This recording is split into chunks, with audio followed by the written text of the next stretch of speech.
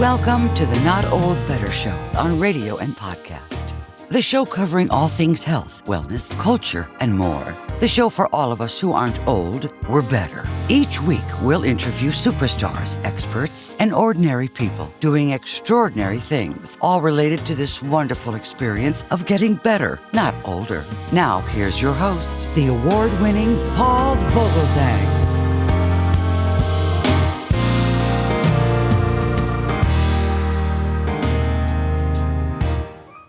Thank you, and welcome to the Not Old Better Show, Art of Living interview series on radio and podcast. I'm Paul Vogelsang, and I really appreciate you for joining us today. We honor the legacy of Dr. Martin Luther King today. And this week, we're not only looking back, we're looking inward.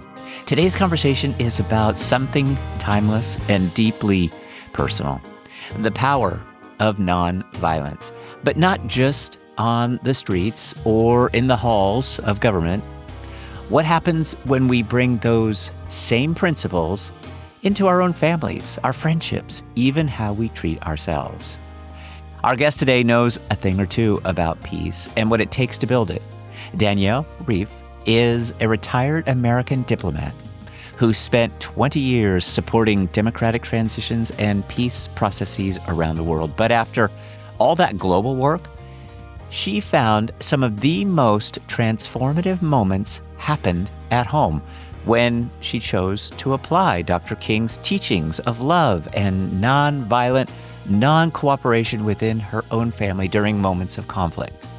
Danielle Reiff now leads Peacebuilders, an initiative working to promote unity in diversity right here in the United States at a time when misinformation, political division, and cultural distrust are testing us all. Danielle Reiff is also a contributor to the new book, Overcoming Information Chaos, which offers practical ways we can stay grounded in truth, civility, and community, even in the noisiest, most heavily burdensome information. Even in the noisiest information age we've ever known. Even in the noisiest information age we've ever known. Whether you're a parent, a grandparent, or someone who believes that healing begins at the human level, this episode is for you. Let's welcome 20-year diplomat, Danielle Reiff. Danielle Reiff, welcome to the program. Thank you so much for having me, Paul. I'm excited to be here. I'm excited to talk to you, too. We're talking on Friday afternoon in anticipation of January 19th, Martin Luther King Day here in the United States. This is a wonderful subject that we're going to be talking to you about, and that subject generally is nonviolence, but we will talk about a lot of different things. I think your background, Danielle Reiff, is just amazing, and I want to talk a little bit about that because you spent 2 decades negotiating peace in some of the world's most volatile places. And so I wonder what surprised you most when you started to apply some of those same principles to your own family, those same principles of negotiating peace, because family sometimes isn't always peaceful. It's a joyful thing, but you gotta have patience. And I'm sure that was part of your professional expertise too.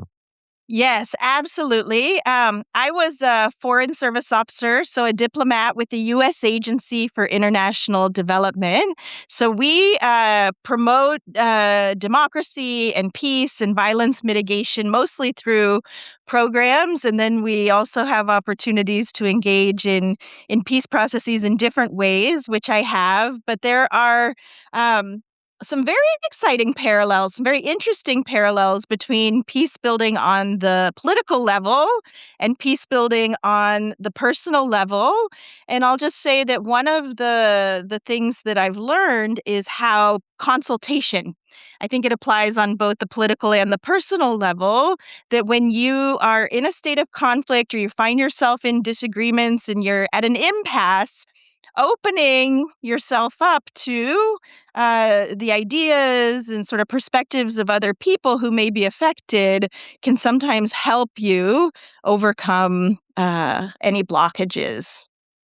I like that consultation. I think that is it's important to sit down with one another and not be adversarial, but just consultate. I like that. That's really nice to hear. So, as we celebrate Dr. King, and we'll talk about this just for a moment or two, his message of nonviolent, um, kind of cooperation, perhaps consultation. I think it's often seen through a political lens with regard to Dr. King. And so I want to ask you from the perspective of some in my audience, the older adults, we have lots of different ages in our audience, but how do we apply some of that message um, to something as personal as a disagreement with an older child or a rift between siblings? Maybe give us some hands-on tips. Yeah. So, one of the key principles, of course, of Dr. King's teachings was nonviolent non cooperation. So, if you are experiencing injustice or in conflict with someone else, I think the natural instinct, the human instinct, and we know a lot more about neuroscience and the nervous system now than we did during Dr. King's time, and we know that these are just intrinsic physiological processes that kick in when we feel threatened. And the first instinct, and it's human, it doesn't matter, where you come from, what shape, size, and color you are. Every human being has a nervous system, and the natural instinct is to react and to react in defensiveness. But the principle of nonviolent non-cooperation says you don't have to agree, but also it's not helpful when you get overly defensive and you go on the attack. So I think one of the key takeaways for everyday life is it is possible to hold boundaries in our interpersonal relationships and in our interpersonal conversations without attacking. We can sit there. You walk away. You take some deep breaths. You come back to the conversation when you've cooled down. There are lots of different ways to manage boundaries non-violently without being reactive and without being aggressive. So mastering those, I think, is key to peace building. This notion comes to mind of fight or flight, and the boundaries, if those are established in anticipation of any kind of discussion, you might be less likely to fight or flee in some of those instances. So that I think that's a lovely way of putting it, Danielle Reiff. In my research of you, I found that you describe yourself as a peace builder. I love that word. Congratulations on choosing something so wonderful to be kind of descriptive as to who you are. It's a powerful word in my opinion. I think for those of us again, kind of in this second half of life, how can we take on that role of peace builder in our families and in our communities too? So I'm grateful for your recognition of the power of peace building and being a peace builder. I have been a peace builder in my soul for as long as I can remember. And for me, there's a deep spiritual connotation to it. In Mhm. addition to that, to be a peace builder in the professional sense is often what people call themselves when they have advanced study in the field of peace studies. So this is actually an academic field of study and a profession in and of itself. In terms of how to be a peace builder in one's own life, I recently published a book called Overcoming Information Chaos, a guide to Yeah. cultivating peaceful communities in the digital age. And if anybody's interested, in the last chapter, I outline my framework for how to build positive peace. In our own lives, it applies in the world, but there are four basic steps. One is to stay open and to invite engagement and connection in whatever ways we can. And then the second step is what we already talked about, the boundaries, recognizing Mm. that sometimes it's when you stay open, you can be vulnerable and at risk, and not everybody values that. So when you need to hold boundaries, you hold them non-violently. The third step of positive peace is repairing relationships and reconciling once they've broken. And there are lots of ways to do that, both personally and at the political level. And then the final step of building positive peace is about building systems and institutions that can sustain collaboration and cooperation. And so in our personal lives, that might be a family meeting or an agreed process that your family has or in your relationships you have for resolving conflict. Maybe you need a process and a way to do it. Maybe you need somebody to come and help you. Sometimes that can be a therapist. In the international world, it's a facilitator, a mediator.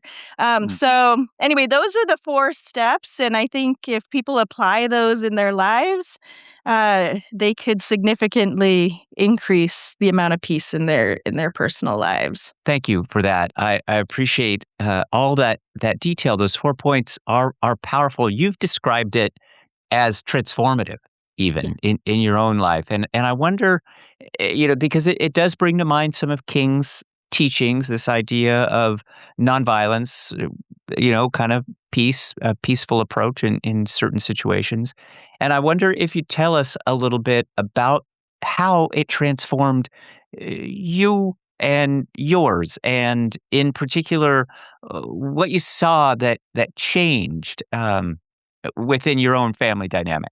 Yeah, there are 2 most powerful examples in my life. That is the when I applied those 4 steps to peace building to my own inner world, universal love of myself, and when people were coming, in ways that could harm me, putting up nonviolent boundaries, and really reflecting and reconciling with myself if I made a mistake, forgiving myself.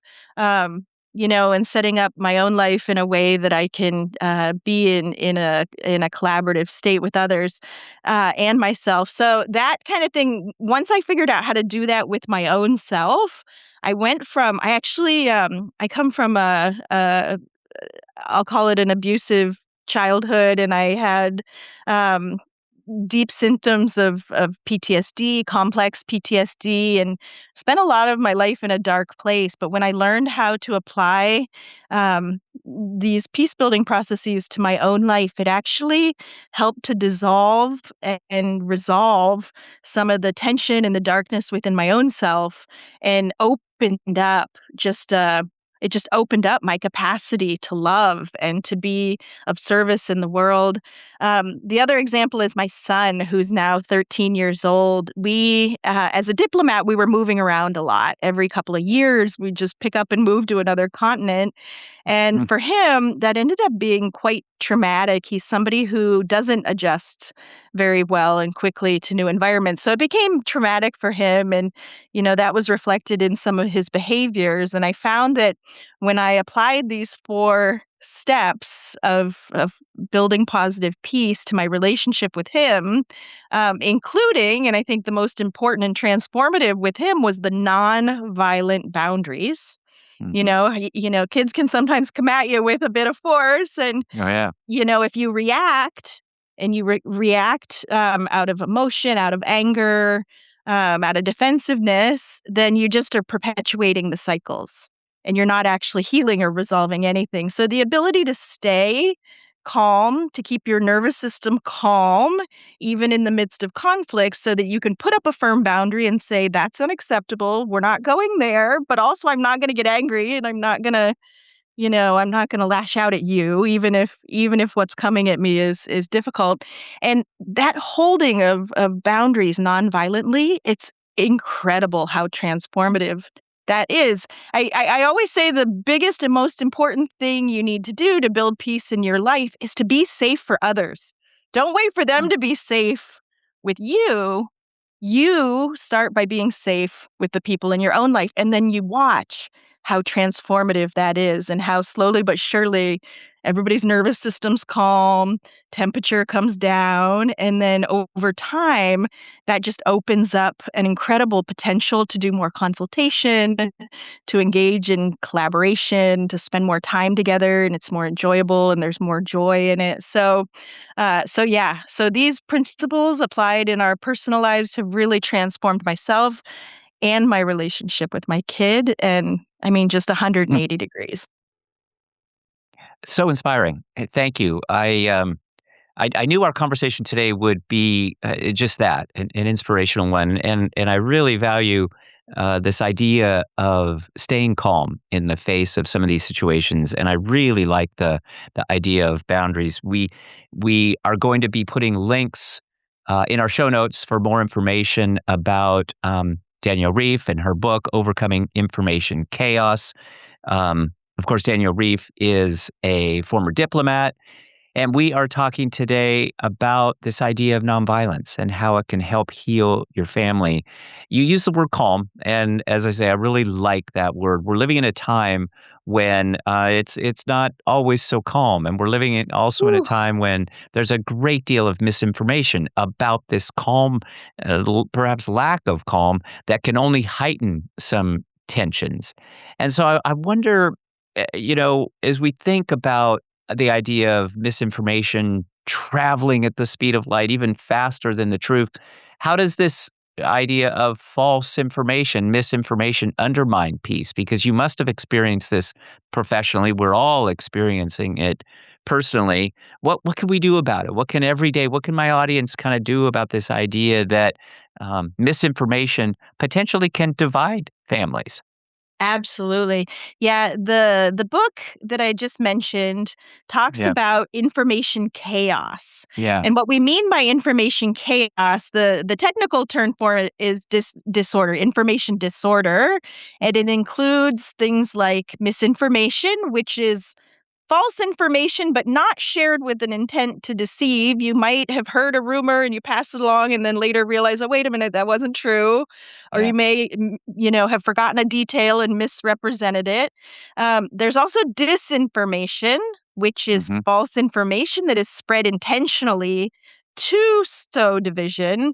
There's malinformation where you're putting true information out into the public sphere, but not always for good intent. So, for example, doxing, if somebody were to put somebody's personal information or address out into the social media sphere, for example, hoping that that could intimidate them. So those are the different kinds of information disorder that we talk about in the book, and the book talks about this. There's a direct relationship between having a lot of information pollution out in the ecosystem, and the conflict that we're experiencing. One of the things that I learned during my career overseas was that how you define the problem really matters. And the better definition, the more nuanced your definition of the problem is, the easier it is to come up with a solution and to solve the problem.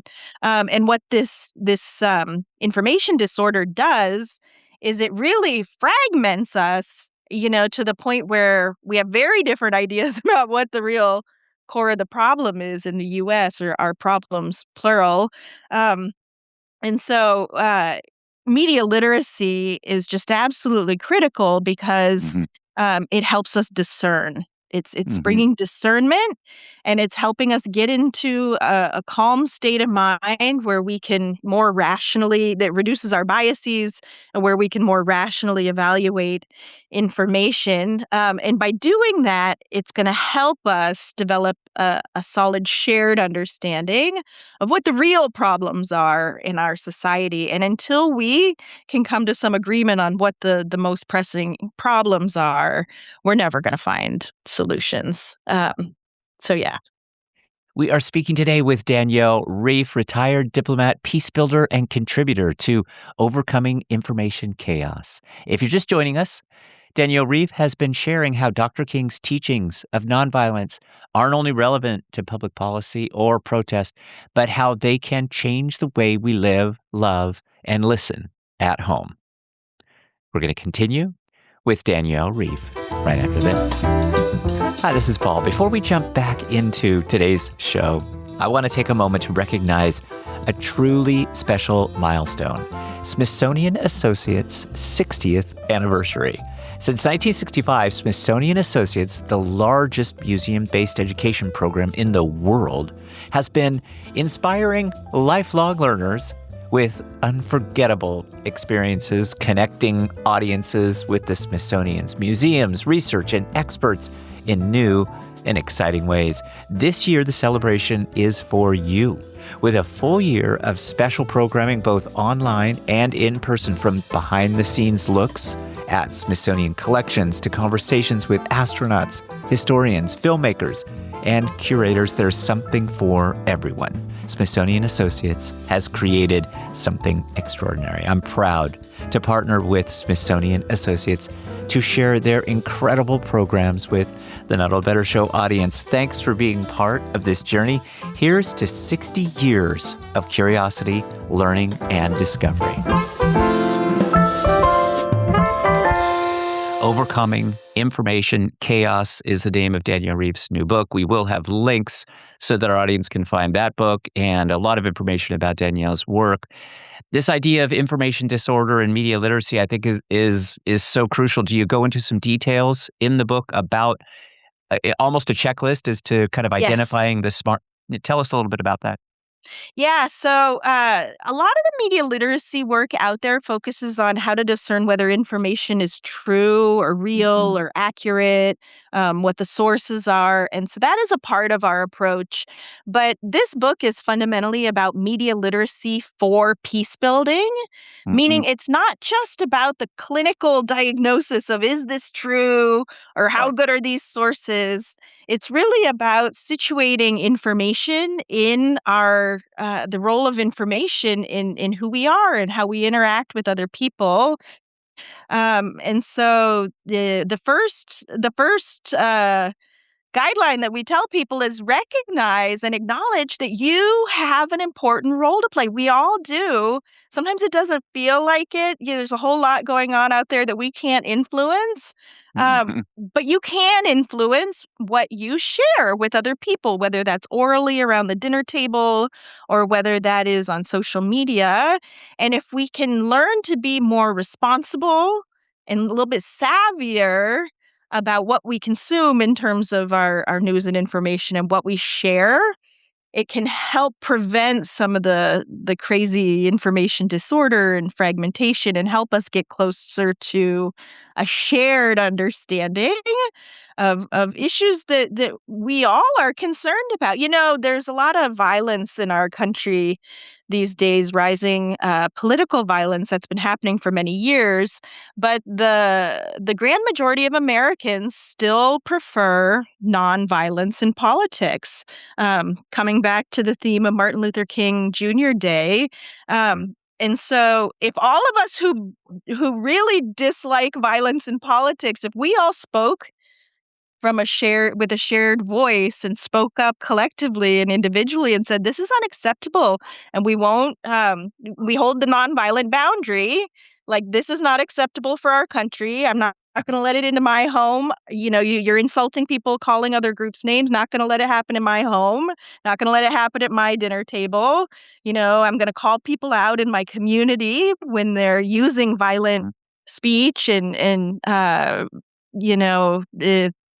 speaking in ways that are fomenting conflict as opposed to searching for common ground. So if we all did that collectively, we could help flip the switch and create a shift in our national culture to the point where that would be so unacceptable that even our leaders would be disincentivized to speak in the ways that they are doing. Yeah, I like the way you talk about these conversations being tough, but loving. And that grandparents, for example, I live in a multi-generational household. And as a grandparent, a new grandparent, I'm looking for ways to kind of heal and bridge, these generations. I think that's important to our audience. Absolutely. Absolutely. And I love the role that our grandparents and our elders can play. Yeah. I've spent a fair amount of time in my career in Africa, and it happens in other places too, but in Africa in particular, there's such a reverence for the elders in society, and there's a recognition that these are people who have been around the block a few times and have accumulated a tremendous amount of wisdom. You've kind of seen it all and you understand what's truly important and what's not so important. And, in the African culture, for example, when an elder stands up and speaks, it carries weight. It carries weight with people because it comes with so much experience. And so I think for our grandparents, um, you know, you if you stood up in the family meeting or at the dinner table or in your community and said, I've been around a long time. I remember a time when we had real community, and here's what it looked Yeah. like, and here's how enjoyable it was, and here's how we all worked together, and we can get back there. And so maybe even just, bringing that wisdom to bear and reminding people that it hasn't always been this way. We can live in community. It can be a wonderful thing. We just have to rebuild it. We've lost that in the US, and we have to rebuild it. And I think the older generation is a tremendous resource in helping us to do that. 2 decades in the Foreign Service, spent as a diplomat. Um, I have to tell you, in talking to you, I'm glad you're on our side. So, I believe we all have a fundamental human need for peace in our lives, and so I feel like I'm on everybody's side, really. Some people don't good. Yeah, recognize it, that's but the way to. You're right. That's a much better way. Yes, absolutely. Was there a moment in that 20-year period that you just thought was perhaps breakthrough on this subject of nonviolence, not just as a tactic, but literally as a way of living for kind of the seeds perhaps for overcoming information chaos? Absolutely. It was during my first diplomatic posting, actually. I was in the country of Uganda. I arrived there in 2005. It was a time of conflict in the country. There was a war going on between the government and a rebel group called the Lord's Resistance Army. But the International Criminal Court issued some arrest warrants for the leadership of the rebel group. It's the first time the ICC had ever issued arrest warrants, so it was a historical moment. It was a big deal. Nobody really knew how it was going to play out. We were sort of all, on the edges of our seat. Um, and there came a point. So the parties to conflict entered into a peace agreement. But they were coming from very different points of view. The LRA had been living in the bush, not highly educated, but very different lifestyle. And then you had the government folks who were generally higher educated, in formal positions of power. Very, very different perspectives. And they really had such different negotiating positions that there Mm. came a point where they were at an impasse, and the mediator of the peace process said, "Okay, here's what we're going to do. We're going to ask both parties to go out to the Ugandan people themselves and do national consultations on Mhm. the issues of peace and reconciliation. And I want you Amazing. both to go out and do your consultations, hear what the Ugandan people actually have to say, and then maybe when we come back together, maybe we'll be able to find some more common ground." And Mm. so I helped to design the national consultation process that was hosted by the government, and it was extraordinary, Paul. It was absolutely extraordinary. The spirit of consultation and collaboration was palpable in the country during those few weeks, to the point where religious communities, local governments, all sorts of organizations and communities decided to do pre-consultation Mm.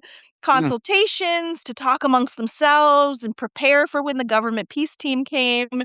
Um, and there was just such a hopeful spirit in the country that people were talking to each other about Mm. about something that was deeply painful for all of them. But nobody had ever really asked, "What do you think?" And then all of a sudden, the government itself was touring the country and saying, "What do you think? Help us. How can we figure this Wow. out? What's the way forward?" And it just unlocked something. It Mm. unlocked new perspectives. And to this day, I'll just say, that was 20 plus years ago. And the government of Uganda just a few years ago passed its first ever national policy on transitional justice, building on the conversations that really gained a lot of momentum during that peace process 20 years ago. So that was a real moment for me when I realized peace processes, it's not just about transactional conversations. I'll give you this if you give me that, and Yeah. that's how Yeah. we'll all compromise ourselves to solve the problem. It gave me an understanding that we can actually transcend. We can Mm. transcend and be creative and transform conflict, basically. What a great example.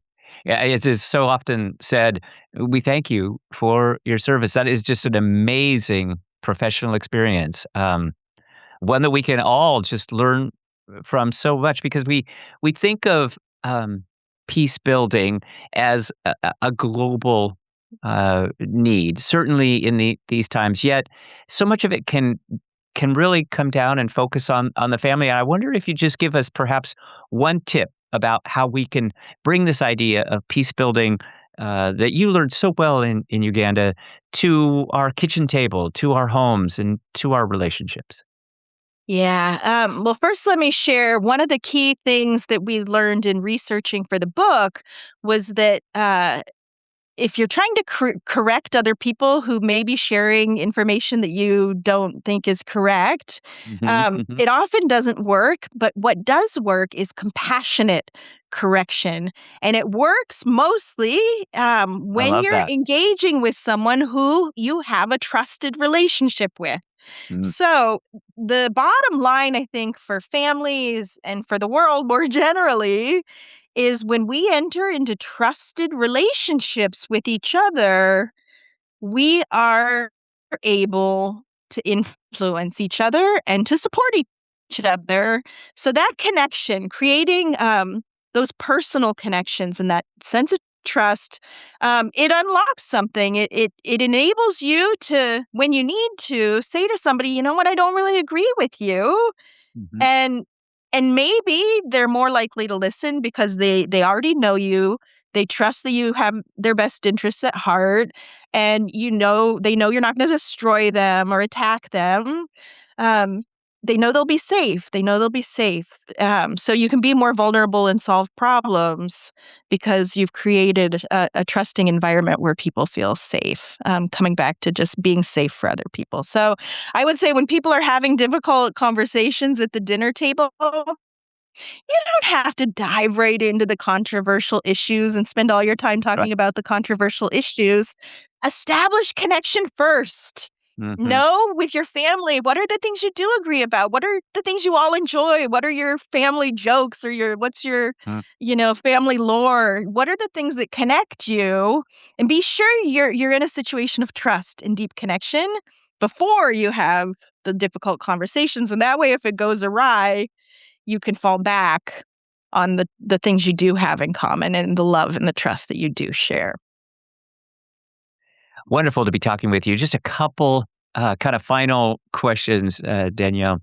I wonder if Dr. King were alive today, facing some of this digital misinformation, what do you think he would say about the responsibilities that ordinary citizens, people like us, have in terms of kind of shaping the public discourse and actively protecting the truth? So I am recalling Dr. King's letter from a Birmingham jail. Hmm. Okay. He had gone to Birmingham for some collective action. And, the white clergy in Birmingham at the time were supportive in theory. They were saying, we do need to resolve some of these issues, but it's not quite time, and maybe it's not the right time, and maybe we should wait for a better time. And when Dr. King got arrested in Birmingham on that trip and ended up in jail, he wrote a letter in response to the white clergy, which basically said, there is no good time. When there's injustice, that is the right time. It's never right to wait when there's injustice. And so I think if he were here right now, he would be on the front lines of speaking up about the injustices that are happening. I think he would be encouraging everyone to take action, and not just individual action, but collective action. How can we collectively hold a nonviolent boundary against the kinds of disinformation and information disorder that are tearing our country apart right now? Wonderful stuff. Danielle Reiff, of course, 20-year diplomat, talking about nonviolence and how it can heal us all, especially in families. We're talking in advance of Martin Luther King Day. All of this is just so relevant. Danielle Reiff, thank you for your time. We look forward to learning more from you, especially as your book comes out. Please consider coming back. Talk to us again. I think this is a subject that is worth revisiting regardless of the time. Wonderful. Thank you so much for having me, Paul. This nonviolence conversation is my favorite one, and it's always a pleasure. Thank you. That was Danielle Reiff, retired U.S. diplomat, founder of Peacebuilders, and co-author of Overcoming Information Chaos. Danielle Reiff's story reminds us that peace isn't a distant ideal, it's a daily practice. And even in times of political tension or personal heartache, we still have choices to respond with love, to listen more deeply, and to build something better from the inside out. If today's conversation moved you, you can learn more by visiting our website at notold-better.com, where you'll also find links to Danielle Reiff's work, her book, and all of our previous episodes. Follow us on social media. We're on Twitter at notoldbetter and on Instagram at notoldbetter, where we continue the conversation with stories, reflections, upcoming guests, and tons of behind-the-scenes great creative information. The Not Old Better Show is a production of NOBS Studios. I'm Paul Vogelsang. Thank you for spending time with me today. Be well. Be better. Let's talk about better. The Not Old Better Show on radio and podcast. I hope you'll join me again next time. Until then, let's keep doing what you love. Thanks, everybody. See you next time.